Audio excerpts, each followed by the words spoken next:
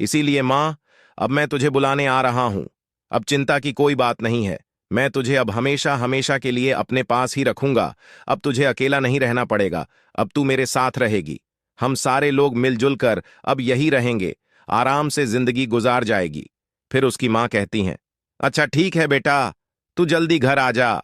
उसके बाद जब माँ सुबह उठती है तो वह सोचती है, मेरा बेटा 2-4 दिन में आने वाला है। मैं उसके लिए अच्छा अच्छा पकवान बनाऊंगी और उसे खूब अच्छे से बैठकर खिलाऊंगी और अपने बेटे को खूब प्यार करूंगी। ये सब सोचकर उसकी माँ के धीरे धीरे 4 दिन गुजर गए। 5 दिन बाद उसका बेटा अपने घर पर आ जाता है। माँ अपने बेटे को देखकर अपने सीने से लगा लेती है और घर के अंदर बुलाकर ले जाती है और खाना खूब खिलाती है। उसके बाद दोनों घर के अंदर खूब सारी बातें करते हैं। उसकी माँ कहती हैं, बेटा, मैं एक बात कहूं, अगर बुरा ना माने तो लड़का कहता है, हाँ माँ, बोलो। माँ कहती है, बेटा, तूने पैसा तो बहुत कमा लिया होगा। अब बहू को और पोते को यहीं पर बुला ले मेरे पास, और यहीं पर सब लोग मिलजुल कर रहेंगे। तब बेटा कहता है, नहीं माँ, यहां क्या करूंगा? वहां पर मेरी अच्छी खासी नौकरी है और वहां बहुत अच्छा लगता है। माँ, अब तू एक काम कर, चलने की तैयारी कर दो। 4 दिन में चलते हैं और अपनी बची कुची जिंदगी वहीं अपनी बहू और पोते के साथ में गुजारना। तब माँ पूछती है, अच्छा चल ठीक है, ये बता तेरे उस प्रदेश में मंदिर है या नहीं है? मुझे रोज मंदिर भी जाना होता है, भगवान की पूजा करने के लिए। बेटे ने कहा, हाँ माँ, मंदिर भी है। अपने घर से थोड़ी ही दूर पर मंदिर है। तेरी बहू गाड़ी भी चला लेती है। वह रोज तुझे मंदिर घुमा लाया करेगी। तुझे वहां किसी तरह की कोई तकलीफ नहीं होगी। तू एक बार मेरे साथ चलकर तो देख, वहां पर कितना अच्छा लगता है। बेटे के बार बार कहने पर उसकी मां भी परदेश जाने के लिए हां कर देती है। और फिर दूसरे दिन मां ने भोजन बनाया और दोनों मां बेटे ने साथ एक साथ बैठकर भोजन किया। और फिर बेटे ने मां से कहा, सब कुछ तो हो गया मेरे पास और अब ज्यादा समय नहीं है। मैं तो तुझे यहां से लेने आया हूं मां, तू जल्दी से तैयार हो जा। तब तक मैं किसी बड़े सेठ के पास में जाता हूं और इस मकान को बेचने की बात करता हूं। जब मां ने बेटे के मुख से घर बेचने की बात सुनी तो मां के हृदय में ऐसा धक्का सा लगा और अपने पति की याद आ गई। आंखों में आंसू भर आए और कहने लगी, बेटा, तू मकान बेचकर क्या करेगा? ये घर तो तेरे पिता ने बड़ी मेहनत से बनाया है। इसमें एक एक ईंट जो लगी है वह तेरे पिता की मेहनत की कमाई से लगी है। तेरे पिता ने बड़ी मेहनत से इस घर को बनाया है और तू इसे बेच देगा। बेटा कहने लगा, मां, तू कैसी बातें कर रही है? जब हम लोग परदेश में चले जाएंगे तो दोबारा यहां क्यों आएंगे? फिर इस मकान की क्या जरूरत है? हमारे जाने के बाद इसकी देखभाल कौन करेगा? हमें इस गांव में रहना ही नहीं तो मकान छोड़कर क्या फायदा? इस मकान का हम क्या करेंगे? इसे बेच ही देते हैं और इन पैसों को लेकर शहर चलते हैं। फिर उस मां ने विचार किया कि बेटा ठीक कहता है। जब दोबारा आना नहीं होगा तो इस मकान की देखभाल कौन करेगा? यह सोच करके मां भी घर बेचने के लिए तैयार हो गई। मां ने कहा, बेटा, तेरी जैसी इच्छा है तू वैसा कर। लेकिन मां की आंखों से आंसू निकल रहे थे। बेटा तो सेठ जी के पास चला जाता है और मां की आंखों से आंसू बह रहे थे और मां अपने दरवाजे के सामने बैठकर रो रही थी और अपने मन में सोच रही थी कि मेरे पति ने यह मकान बड़ी मेहनत से बनाया है। और उन दीवारों पर हाथ फेरती और आंखों से आंसू निकलने लगते हैं और अपने पति की याद करती हुई रोने लगती और सोचती थी कि हमारा बेटा इसको बेच देगा और हमें लेकर परदेश जा रहा है। तब बेटा एक सेठ को लेकर आता है और उस मकान को उसके हाथों बेच देता है। पैसों को लेकर के फिर अपनी मां से कहता है कि मां, तू अब जल्दी से तैयार हो जा। तेरा पोता तुझसे मिलने के लिए इंतजार कर रहा है।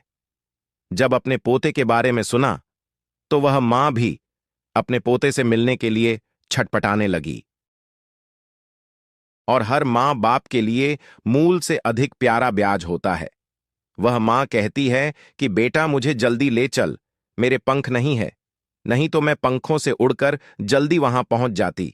बेटा अपनी मां से कहता है, मां, तू मत घबरा, तू 2 दिन में अपने पोते के पास पहुंच जाएगी। अब तू यहां ज्यादा देर मत कर और जल्दी से तैयार हो जा। मां अपने बेटे के साथ जाने के लिए तैयार हो जाती है और बेटे के साथ रेलवे स्टेशन पर पहुंच जाती है।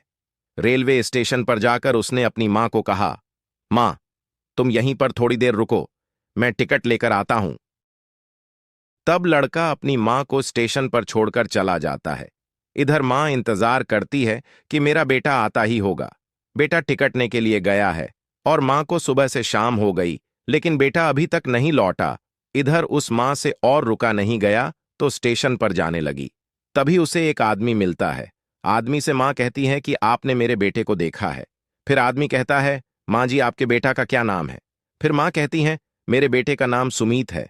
और फिर आदमी कहता है, माँ आपका बेटा तो कब का ट्रेन में बैठकर चला गया, उसे जहां जाना था। जब सुमीत की मां ने यह शब्द सुने तो मां का कलेजा फट गया। मां के हृदय में ऐसा धक्का लगा और मां का गला सूख गया। यह खबर मां के लिए बहुत बुरी खबर थी। मां की आंखों से आंसू बहने लगे और सिसक सिसक कर रोने लगी। और मां सोचने लगी, वाह मेरे लाल, तू आज मुझे धोखा देकर चला गया। तूने मुझे क्या धोखा दिया है? तूने अपने आप को धोखा दिया है। तूने घर भी बेच दिया और मुझे भी कहीं का नहीं छोड़ा। मेरे पति के हाथों का बना हुआ मकान बेच दिया और मुझे दर दर की ठोकरें खाने के लिए छोड़ गया। अब मैं कहां जाऊंगी? फिर दुखियारी मां लौटकर रोती हुई अपने घर की ओर चल देती है। उसके पास पैसे तो नहीं थे जो रिक्शे में बैठकर आ जाती। वह पैदल पैदल चलती हुई 2 दिन में अपने घर आती है और उसी मकान के पास आ जाती है और घर के सामने भूखी प्यासी बैठ जाती। उस मां का हृदय पीड़ा से फटा जा रहा था। और फिर वहां मकान मालिक आता है और बोलता, तू यहां बैठी क्या कर रही है? यह मकान अब तेरा नहीं रहा। अब यहां से तुम जाओ, यह हमने खरीद लिया है। तब बूढ़ी मां उसे पूरी बात बताती है। फिर वह बूढ़ी मां कहती है, अब मेरा इस दुनिया में कोई नहीं है। मैं अब इस द्वार को छोड़कर नहीं जाऊंगी। मैं इसी द्वार पर अपने प्राण त्याग दूंगी। तुमने मेरा मकान ले लिया है, कोई बात नहीं। मैं तुम्हारे घर के अंदर नहीं जाऊंगी, लेकिन मैं इसी द्वार पर रह करके बाकी जिंदगी गुजार दूंगी। मुझे विश्वास है कि बेटा एक दिन जरूर आएगा। मकान मालिक बड़ा ही दयालु था। बूढ़ी मां के बेटे की क्रूरता सुनकर वह गुस्से से भर गया। मकान मालिक ने उस बूढ़ी मां के जब इतने शब्द सुने तो उसने दोनों हाथों से उसे पकड़ लिया और कहता है, हे मां, आज के बाद तू इस द्वार पर नहीं रहेगी। तू अंदर चल। इस मकान में कई कमरे हैं, एक कमरा में तेरे नाम करता हूं। आराम से रहा आगे। यमराज नारद मुनि से कहते हैं, हे नारद मुनि। जब उस मां ने उस मकान मालिक के यह शब्द सुने तो उसने उस मकान मालिक को पकड़ लिया और कहने लगी, बेटा अपने पराये हो गए और पराये अपने हो गए। इस कलयुग की संतान कैसी है, जो अपना खास होता है वह छोड़ देता है और जो पराया होता है वह अपना लेता है। जिसे मैंने अपने खून से सींचा था वह मुझे धोखा देकर चला गया, और जिसे मैं जानती भी नहीं वह हमारा सहारा बन गया। वह मां उस मकान मालिक को आशीर्वाद देने लगती है और फिर मां कहती हैं, बेटा जुग जुग जियो रे, अमर फल भोगो, रक्षा करे रे भगवती मां। हमारा तो खून छोड़ करके चला गया, लेकिन तूने मुझे अपना लिया। यह बात सुनकर उस बूढ़ी मां से मकान मालिक कहने लगा, हे मां, तू कैसी बातें कर रही है? एक कमरा तो बहुत दूर की बात है। मैं यह मकान ही तेरे नाम करता हूं। फिर वह मां को लेकर के अंदर जाता है। बूढ़ी मां उसी मकान में रहने लगती है। मकान मालिक मां की खूब सेवा करता है। फिर यमराज कहते हैं, हे नारद मुनि, कुछ समय के बाद मां अपने प्राणों को छोड़ देती है और हमेशा के लिए इस दुनिया से चली जाती है। उस मकान के मालिक ने अपनी मां की तरह उस मां का अंतिम संस्कार किया।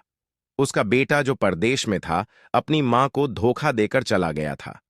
उसकी भी औलाद जब जवान हो गई तो उसने अपने बेटे की शादी कर दी, और फिर कुछ समय बाद उसको भी वही सब देखने को मिला जैसा उसने अपनी मां के साथ किया था। उसके बेटे और बहू उसको रोज अपमानित करते थे और उसे मारते पीटते थे। एक दिन तो हद ही हो गई। बहू और बेटे ने मार पीट कर घर से निकाल दिया। वह भी दर दर की ठोकरें खाने लगा। तब उसे अपनी मां की बहुत याद आई कि मैंने धोखा दिया था। उसी का यह नतीजा मिल रहा है। जब उसकी पत्नी और बेटे ने उसे मारकर घर से निकाल दिया तो उसने सोचा कि अब मैं अपने गांव जाऊंगा। पर हमने मकान तो अपना बेच दिया है, मैं कहां रहूंगा? हमारी मां कैसी होगी, कहां रहती होगी, जीवित होगी भी या नहीं? अगर जीवित होगी तो मैं अपनी मां के चरणों में गिरकर उससे क्षमा मांगूंगा। वह मुझे जरूर क्षमा कर देगी। मैंने तो उसे रेलवे स्टेशन पर छोड़ दिया था। अब मैं उसे कहाँ ढूंढूं? इस प्रकार सोचकर जब वह अपने गांव में गया और वहीं पहुंचता है जहां उसका पुराना मकान था, तो पड़ोसियों से पूछता है, हमारी मां कहाँ है? तो पड़ोसी बता देते हैं कि तेरी मां तो बहुत समय पहले ही दुनिया को छोड़कर चली गई। तब सब लोग उसके ऊपर बार बार थूकते हैं, उसे धिक्कार दे हैं कि तेरे जैसे बेटे को धिक्कार है, परमात्मा तेरी जैसी औलाद किसी को ना दे। अब तो वह और भी ज्यादा बुरी तरह से रोने लगा। उसके जीवन में रोने के अलावा कुछ नहीं बचा था। आगे यमराज कहते हैं, हे नारद मुनि, यह सच है कि जो अपने माता पिता को रुलाता है वह कभी सुखी से जीवन नहीं जीता है। कहते हैं, चाहे अपने माता पिता से लड़ लेना, झगड़ लेना, लेकिन अपने माता पिता को कभी लेकिन अपने माता पिता का स्थान अपने दिल में बनाकर रखना चाहिए और अपने माता पिता की बुढ़ापे में सेवा करनी चाहिए। उस औलाद को हमारे दूत शीघ्र स्वर्ग लोक में डाल देते हैं, और जो औलाद अपने माता पिता को दुख देती है तथा बुढ़ापे में सताते हैं और उन्हें अनाथ आश्रम में छोड़ देते हैं, ऐसी औलाद को हम कुंभी पक नर्क में डालते हैं, जहां पर कई वर्षों तक बड़े बड़े सांप और बिच्छू उनके जिस्म को नोच नोच कर खाते हैं। उसके बाद हमारे यहां उन्हें जलती हुई आग में बांधकर लोहे की चाबुक से पिटाई की जाती है। यमराज ने नारद मुनि को बताया है कि अपने माता पिता को दुख देने वाली औलाद को कौन सजा मिलती है। दोस्तों, उम्मीद करता हूं आप लोगों को यह कहानी पसंद आई होगी। अगर आप लोगों को यह कहानी पसंद आई हो तो कमेंट में जरूर बताना कि मां के साथ बेटे ने सही किया या गलत, और कमेंट में हर हर महादेव जरूर लिखना। दोस्तों, हमारी कहानी को पूरा देखने के लिए आप लोगों का बहुत बहुत धन्यवाद। दोस्तों, आज आपको हमारी कहानी कैसी लगी कमेंट में जरूर बताएं। अगर आपको हमारी कहानी अच्छी लगी हो तो अपने दोस्तों के साथ शेयर करें और कमेंट में अपना प्यार जरूर दें। चैनल को सब्सक्राइब करें, बेल आइकन को प्रेस करें, जिससे आने वाली कहानी की नोटिफिकेशन आप पर सबसे पहले पहुंच सके। राधे राधे।